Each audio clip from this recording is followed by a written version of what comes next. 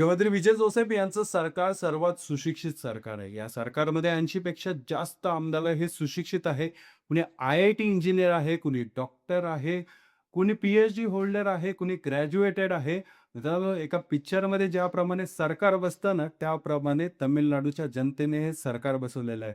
कारण मित्रांनो, आपल्या भारताच्या लोकशाहीमध्ये आजपर्यंत आपण फक्त अडाणी मंत्र्यांना पाहिलेलं आहे, अडाणी आमदारांना पाहिलेलं आहे. गावठी गायछाप आमदारांना आपण पाहिलेलं आहे. परंतु असा आमदार आपण पहिल्यांदा पाहतोय, जे की स्वतः डॉक्टर आहेत, स्वतः इंजिनिअर आहे, स्वतः अशा पोझिशनवरती ऑलरेडी बसले होते, जनतेची सेवा करत होते.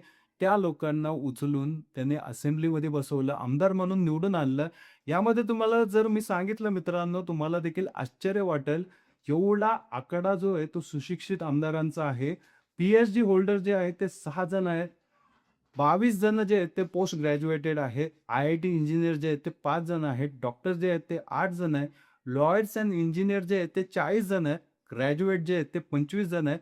10वी पास 8 जण, 12वी पास 12 जण. या 12 मध्ये नाव येतं विजय यांचं. विजय स्वतः 12वी पास जरी असले तरी त्यांनी संधी दिली आहे. ग्रॅज्युएटेड पोरांना, इंजिनिअर्सला, डॉक्टरांना, आय-आय-टी इंजिनिअर्सला, पी-एच-डी होल्डर्सला त्यांनी संधी दिलेली आहे. सुशिक्षित लोकांना त्यांनी वर आणायचं काम केलेलं आहे. मित्रांनो, हे लोकं निवडून पण आलेले आहेत.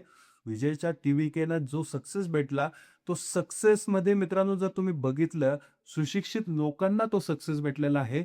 आपली लोकशाही अशा एका स्थानावरती आज त्या तामिळनाडूच्या राज्यामध्ये आलेली आहे, की सुशिक्षित लोकांना महत्त्व त्या तामिळनाडूच्या जनतेने दिलेलं आहे.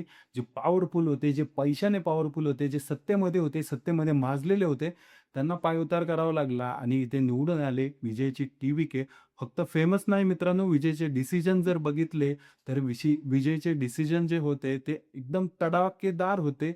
अशा लोकांना जर तुम्ही तिकीट दिलं, तर इम्पॅक्ट पण चांगलाच पडतो. परंतु ती जनता पण तेवढी सुशिक्षित असली पाहिजे. मित्रांनो, बिहारमध्ये पण आय-आय-टी इंजिनिअर्सला, डॉक्टर्सला, मोठमोठ्या अशा सुशिक्षित लोकांना तिकीट देण्यात आलं होतं. परंतु तिथं मित्रांनो त्या लोकांना पाडलं कोणी? तर अक्षरशः गावठी लोकांनी पाडलं. आमदार जे की अशा केसेसमध्ये आहेत, घाणेरड्या केसेसमध्ये आहेत, त्या आमदारांनी त्या आय-आय-टी इंजिनिअर्सला तिथं पाडलं. जनसुराज नावाची एक पक्ष आला होता बिहारमध्ये आणि या बिहारमध्ये त्या जनस्वराजला एकही जागा भेटली नाही. ते म्हणतात ना मित्रांनो, सुशिक्षित लोकं जिथं असतात ना, तिथं सुशिक्षित लोकच साथ देतात. बिहारसारख्या राज्यामध्ये तुम्हाला अशा गोष्टी दिसून येणार नाहीत. परंतु तामिळनाडूच्या जनतेने जिथं सुशिक्षितपणा जास्त आहे, लिटरसी रेट हाय आहे, या लिटरसी रेटने त्या लोकांना निवडून दिलं, जे लोकं तिथं डिझर्व्ह करतात. आय-आय-टी इंजिनिअर जर एखाद्या ठिकाणी बसला, तर विचार करा मित्रांनो, तो क्वेशन विचारू शकतो. तो सिस्टममधल्या प्रत्येक गोष्टी बारकाईने बघू शकतो. एखादा डॉक्टर जर आरोग्यमंत्री झाला, तर तिथं बारकाईने तो लक्ष घालू शकतो आणि हेच सगळ्या गोष्टी होणार आहे या विजयच्या कॅबिनेटमध्ये. मित्रांनो, 80 जर ह्याचा सुशिक्षित लोकांचा आकडा असेल, तर तो संधी देणार आहे. या सुशिक्षित लोकांना ह्या कॅबिनेटमध्ये तुम्हाला आरोग्यमंत्री जो आहे, तो डॉक्टर दिसेल. गृहमंत्री जो आहे तो एखादा कायद्याचा तज्ञ दिसेल, लॉयर वगैरे दिसेल. इंजिनिअर जे आहेत ते टेक्निकल गोष्टींवरती दिसतील. आय-टी मंत्री जो असतो, जो आय-टीचा धंदा घेऊन येतो बाहेरचा, तो देखील मित्रांनो इंजिनिअर दिसेल, आय-आय-टी इंजिनिअर्स दिसतील. असे सुशिक्षित लोकं जर आमदार म्हणून नियुक्त झाले, तर त्या पोझिशनवरती हे सुशिक्षित लोकं दिसतील आणि हे विजयच्या आता या कॅबिनेटमध्ये तुम्हाला दिसून येईल.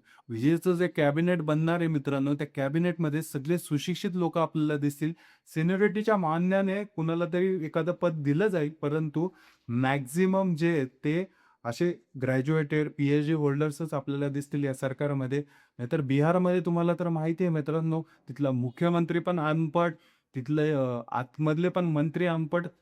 अक्षरशः आरोग्यमंत्री पण कसा बसवलाय, तो पण नितीश कुमारचा आरोग्यमंत्री बसवलेला आहे. परवा दिवशी एज्युकेशन मिनिस्टरचं जर स्टेटमेंट ऐकलं, की मुलींना शिक्षणासाठी का पाठवलं पाहिजे, असे स्टेटमेंट यांचे एज्युकेशन मिनिस्टर करतात. फरक इथं बघा मित्रांनो, एका जनतेने, त्या जनतेने सुशिक्षित लोकांना निवडून दिलं, ती तामिळनाडूची जनता बघा आणि एका ठिकाणी बिहारच्या जनतेने जनसुराज सारखी पार्टी जिथं आय-आय-टी वाले तज्ञ थांबवले होते, त्या लोकांना डावलून अशा लोकांना निवडून दिलं, जे की फक्त पैशाने पॉवरफुल आहेत, जे पैशाने स्ट्राँग आहेत, त्या लोकांना निवडून दिलं. आणि ते निवडून आले मित्रांनो आणि ते आल्यावरती अशा प्रकारचे स्टेटमेंट करतात, की पोरींना शाळेत का जायला पाहिजे आणि एकीकडे विजयसारखी पार्टी, विजयचा पक्ष जर तुम्ही बघितला, तर त्या विजयच्या पक्षामध्ये हे IIT इंजिनिअर्स आणि डॉक्टर्स हे कसं काम करतील, काय काम करतील, या सांगायची गरज नाहीये. जर मी एखाद्या क्षेत्रामध्ये ऑलरेडी काम करत असेन, तर मला थोडा तरी अनुभव त्या गोष्टीचा असतो आणि त्या गोष्टीवरती काम करायला मला काहीही वेळ लागणार नाही. नक्कीच मित्रांनो, प्रगतीच्या मार्गावरती तामिळनाडू सरकार आपल्याला दिसतंय. कारण एवढा एज्युकेशन रेट जर आमदारांचा असेल, तर तिथल्या जनतेमध्ये काय असेल, तिथली जनता किती ॲक्टिव्ह असेल, या सगळ्या आपल्याला गोष्टी दिसून येतात. तुम्हाला काय वाटतंय ह्या सुशिक्षित आमदारांबद्दल? नक्की कमेंट करून सांगा. भेटूया असंच एका व्हिडिओमध्ये. जय हिंद, जय महाराष्ट्र.